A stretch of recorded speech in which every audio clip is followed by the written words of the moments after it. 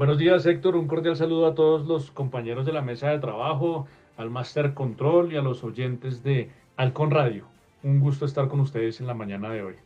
Bueno, doctor, ¿de qué tema vamos a hablar hoy que nos involucre, que estemos ahí para que usted nos despeje muchas inquietudes? Bueno, pues es oportuno hablar de la audiencia preparatoria que se está llevando a cabo en contra del expresidente Álvaro Uribe Vélez. Recientemente la defensa realizó unas manifestaciones bastante delicadas relacionadas con el cumplimiento al debido proceso o la presunta violación al debido proceso que se está cometiendo por parte de la juez 44 penal del circuito de Bogotá. Pudimos ver unas audiencias en donde la juez, claramente parcializada y sesgada, le vulnera el derecho a la defensa de realizar el análisis del material probatorio descubierto tardíamente por la Fiscalía. Y es que es importante manifestar o entender un poco el contexto. La audiencia de acusación se llevó a cabo el 24 de mayo de 2024 y dice la ley, el artículo 344, que la Fiscalía tiene que hacer el descubrimiento en la audiencia y a más tardar dentro de los 3 días siguientes. Puede pedir un plazo máximo de 3 días siguientes. Y eso no es lo que ocurrió porque la Fiscalía no descubrió la totalidad de los elementos de prueba ese día, sino que se tomó muchísimo más de esos 3 días y vino a descubrir un elemento fundamental, un elemento de prueba trascendental, que es el computador y el celular de Juan Guillermo Monsalve, hasta el día 30 de septiembre del año 2024. Es decir, pasó junio, julio, agosto y septiembre, 4 meses sin descubrir esa evidencia o esos elementos materiales de prueba que viene a descubrir 3 días antes de la audiencia preparatoria, que es una audiencia sumamente trascendental y crucial para la defensa, porque es donde la defensa descubre los elementos probatorios que va a llevar a juicio, que son de descargo y que destruyen la teoría del caso de la Fiscalía.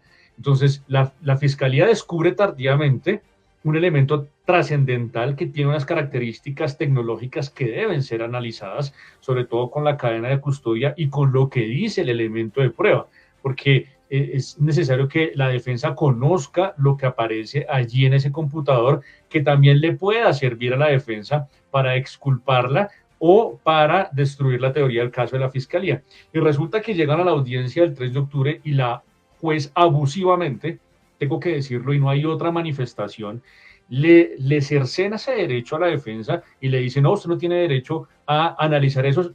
Igual se lo descubrieron y el descubrimiento está completo, entonces tiene que usted continuar con su presentación o su carga argumentativa de presentar su caso y hacer un descubrimiento probatorio para la defensa.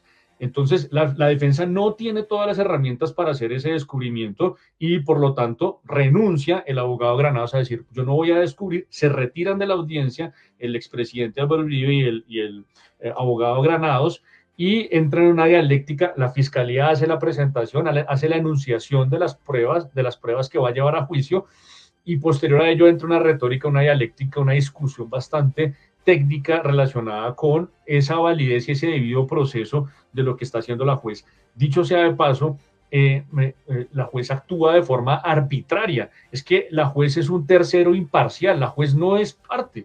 La juez simplemente tiene que garantizar, dirigir el proceso penal y garantizarle a las partes que son la fiscalía y la defensa el debido proceso. Y no es poca cosa que la defensa tenga la oportunidad de conocer en detalle los elementos de prueba que desea llevar la Fiscalía a juicio, porque básicamente lo que viene a continuación es un ejercicio dialéctico para determinar la pertinencia, la utilidad y la necesidad de esas pruebas y sobre todo la legalidad y la licitud con la que fueron adquiridas o recolectadas por parte de la Fiscalía. Entonces, ese debate es trascendental porque va a determinar qué se lleva a juicio.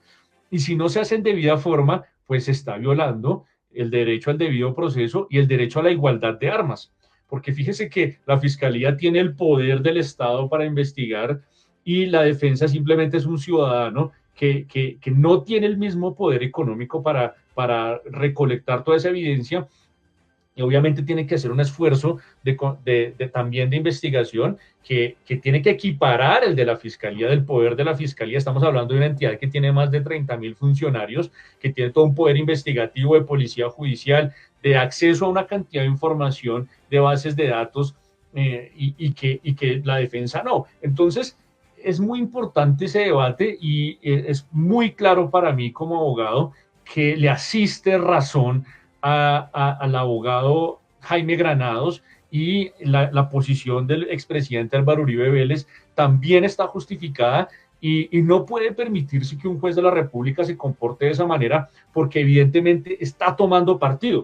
O sea, entonces se politizó la justicia y entonces a toda costa tienen que dictar una sentencia, sea como sea. Si no importa si se violan derechos, no importa si se le da la oportunidad a la defensa, no importa si las pruebas son ilegalmente recolectadas, no importa, vamos a dictar sentencia y aquí lo que importa es condenar a una persona.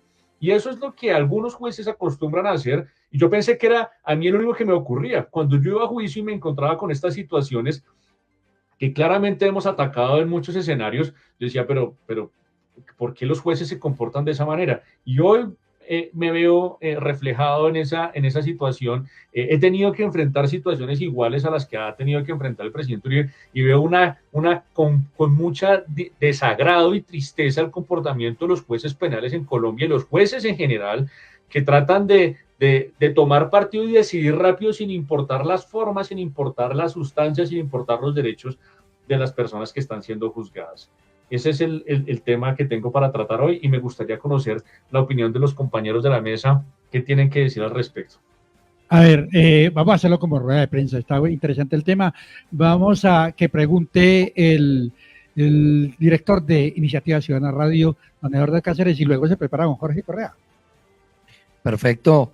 Doc, muy buenos días, placer saludarlo hoy viernes, en este mes de octubre. Bueno, con respecto a eso, usted tiene toda la razón. Uno no entiende por qué hay funcionarios que tienen una función específica y resultan haciendo cosas que no les corresponden. Y esto altera y esto afecta los debidos procesos. En el área judicial, pues imagínese, con más veras en el tema jurídico. O sea, supremamente, de verdad que es un tema muy delicado a lo que hay que ponerle el ojo, y uno dice, bueno, ¿quién verifica y controla y quién sanciona este tipo de situaciones? Para no irnos tan lejos, el día de ayer creo que ustedes se dieron cuenta acá cómo se presentó el bloqueo sobre la autopista sur, y en esto hay muchos actores, ¿no? Entonces, uno, pues los manifestantes; dos, la policía, el tránsito, movilidad, llegan derechos humanos, llega la alcaldía, secretaría de gobierno, y en este caso pues también llega la personería. Ayer lo vimos acá en el municipio de Soacha, donde el personero, que ustedes saben, y Doc, usted que lo tiene más claro todavía, la función de el personero municipal es verificar que usted cumpla con sus deberes, pero que no le violen sus derechos.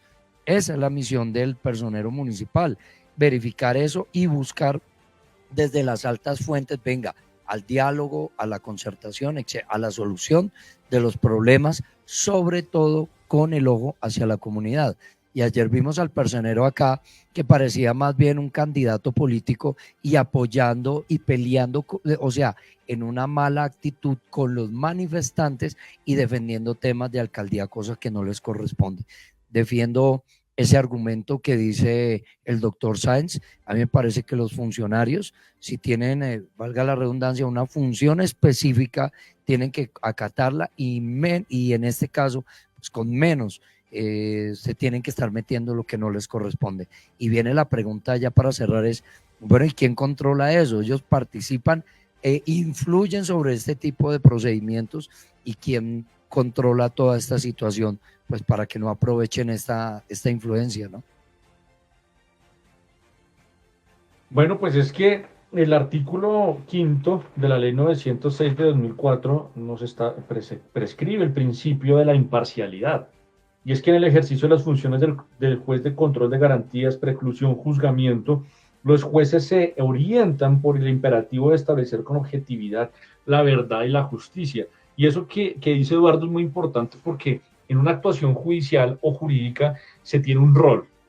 Los intervinientes tienen un rol, y sobre todo en el caso que habla Eduardo relacionado con el personero, pues el rol es ese, la verificación del cumplimiento de los derechos humanos y que no se violen las garantías de las partes intervinientes en un proceso o en una situación jurídica. Entonces no puede ser que alguien que tiene esa función tome partido a favor o en contra.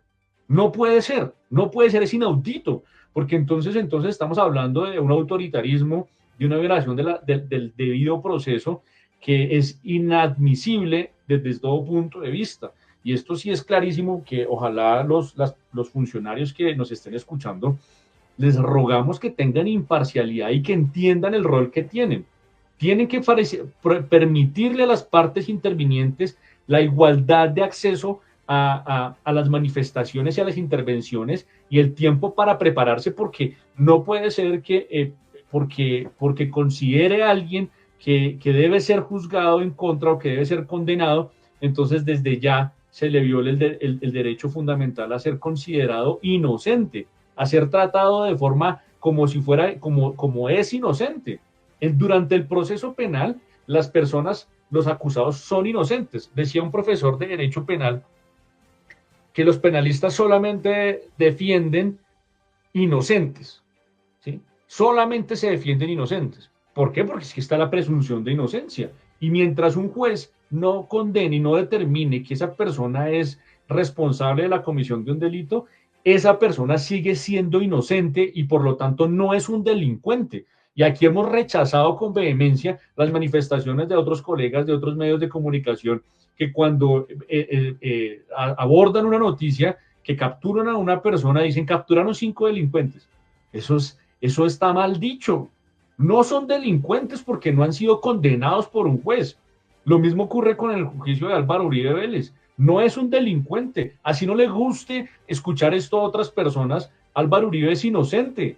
Es inocente hasta que un juez no lo condene. Pero para que lo condene tiene que haber un proceso penal que sea justo, imparcial, público y controvertido, en el cual la defensa pueda conocer y controvertir las pruebas que presenta la Fiscalía en su contra, y oportunamente se le tiene que dar el espacio para que prepare el caso. Entonces, yo rechazo categóricamente la actitud de esa juez 44 penal del circuito de Bogotá, y debe el Tribunal Superior de Bogotá, en aras de garantizar ese derecho de defensa y debido proceso, conceder el amparo que pidió el señor Álvaro Uribe Vélez. Dicho sea de paso, porque ahí se gesta una nulidad, y entonces ahí sí es que no va a haber justicia ni va a haber verdad, porque donde haya una nulidad que se decrete más adelante, entonces, claro, llegó la prescripción, no hay nulidad y ya no hay acción penal, y entonces ahí sí es que nunca vamos a conocer qué fue lo que ocurrió. Y es que acá yo tampoco estoy tomando partido, es que yo no conozco la verdad, ni soy amigo de Álvaro Uribe Vélez para defenderlo, y a Álvaro Uribe le sobran defensores. Pero es que estamos en un juicio de interés nacional y queremos conocer eso, la verdad, como ciudadanos, pero tampoco a la brava y tampoco violando garantías constitucionales y tampoco con un juez imparcial. Entonces, si la juez está actuando de forma imparcial, ¿por qué no recusarla? Hay que recusarla. Si la juez está actuando de forma que de alguna manera que viola las garantías constitucionales, pues hay que recusarla. Pero es que fíjese que la defensa pierde con cara y pierde con sello. Entonces, si la recusa, entonces es una actitud dilatoria. Si formula un recurso, es dilatorio. Entonces, ¿cómo nos vamos a defender los colombianos si estamos ante una justicia que considera que la defensa, cualquier actuación que realice, es dilatoria y abusiva?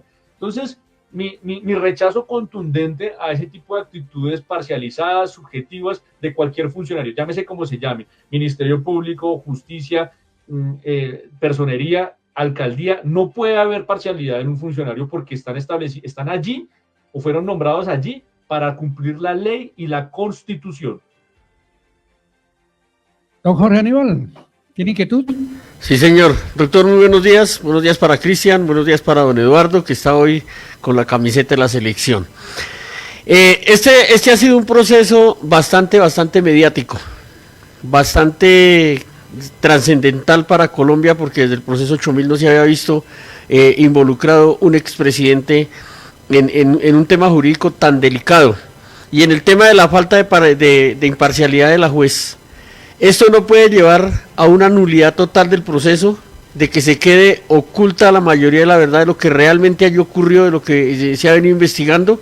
¿Qué podría pasar en caso tal de que se declare la nulidad de ese proceso? ¿Se puede volver a retomar o ya borrón y cuenta nueva queda totalmente absuelto el expresidente Uribe?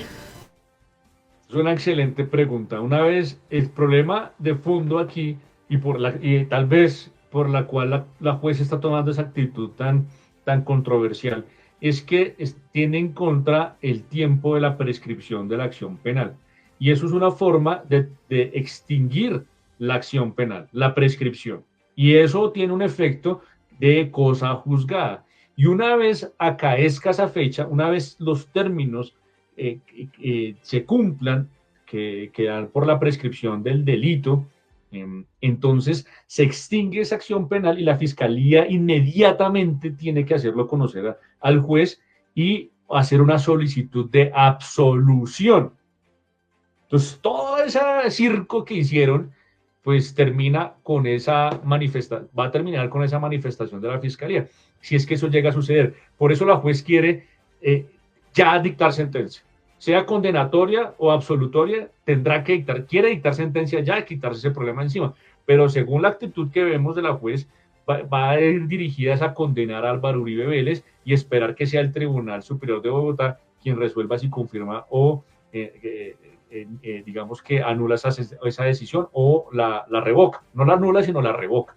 El Tribunal Superior de Bogotá la puede confirmar o la puede revocar en una apelación, en una decisión de segunda instancia. Pero entonces la jueza toda esa actitud, porque la prescripción le está corriendo detrás.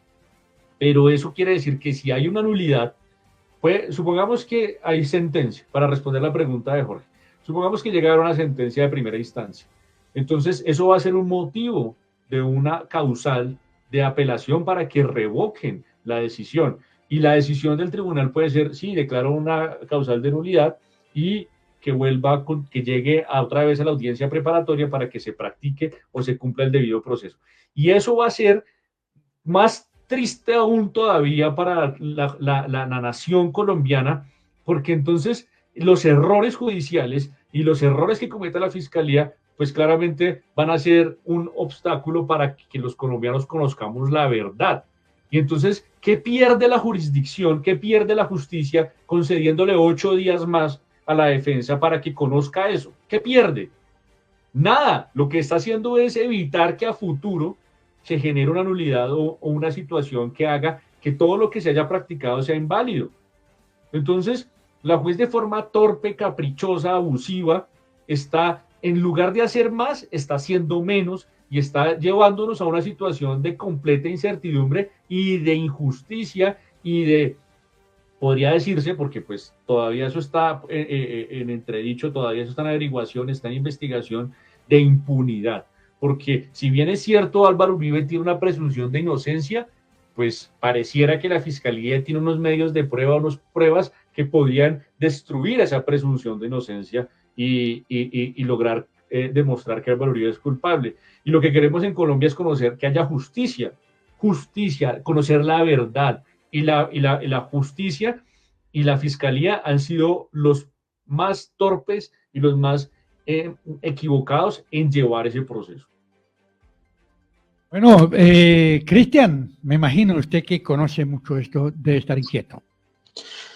No, doctor Santiago, más que una pregunta es resaltar algo que dijo el doctor Manuel, y es el tema de que en estos últimos meses, en estos últimos años, algo que se ha visto es el tema de la parcialización política dentro de los procesos judiciales. Entonces preocupa mucho esto que dice el doctor Manuel, de que pues estos jueces tienen su línea política y a través de su pensamiento político es que están decidiendo quién es culpable y quién no. Recordemos que lo que hemos hablado en estos últimos días, Héctor Santiago, y es el escándalo de corrupción que se empieza a desatar allí en el departamento de Cundinamarca, donde pues posiblemente entonces vamos a ver algunos jueces, algunos abogados, incluso con el perdón del doctor Sainz, que van a defender es la línea política y no van a defender como tal la persona que en realidad está allí compareciendo ante la justicia.